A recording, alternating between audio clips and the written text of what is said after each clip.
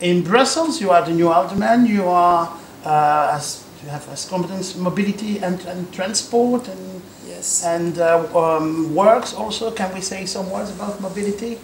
Yeah. So my competence is not the public transport. That's the competence of the regional level, but which is my competence is to change mobility plans. That means direction of where we drive, Roads and how we drive, where we put the cyclists, where we put the pedestrians, the parkings, things like that. That is my competence.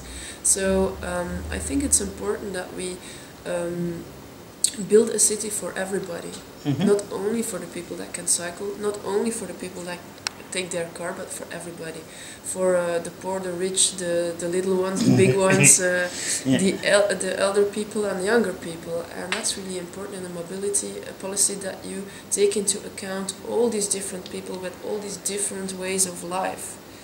We cannot build just a city for only the young people, only the older people. So that's the most difficult thing to realize in mobility.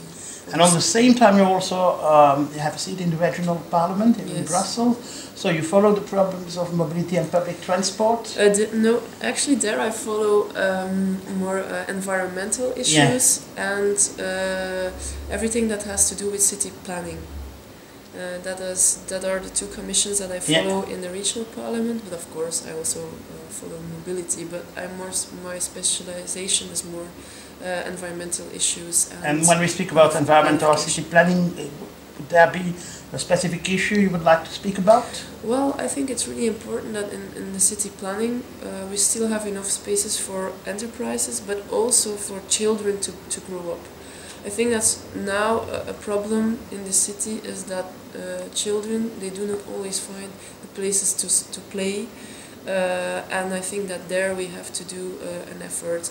Entertainment business is not really big in Brussels. I think people go in the weekends. We see that people leave Brussels because they do not find enough entertainment in Brussels. That's important, I think, entertainment and also enough space for industry. And I think that these two things have been a little bit forgotten in the past years, because we are always speaking about demographic growth and the houses that we need, and it's very logical, of course, and the schools that we need, and we need them, but you also need things like working places, entertainment places, things like that. Okay, I think we have finished this interview. I thank you very much for having received us, and for the readers and the listeners of Brussels Diplomatic. Thank you so much.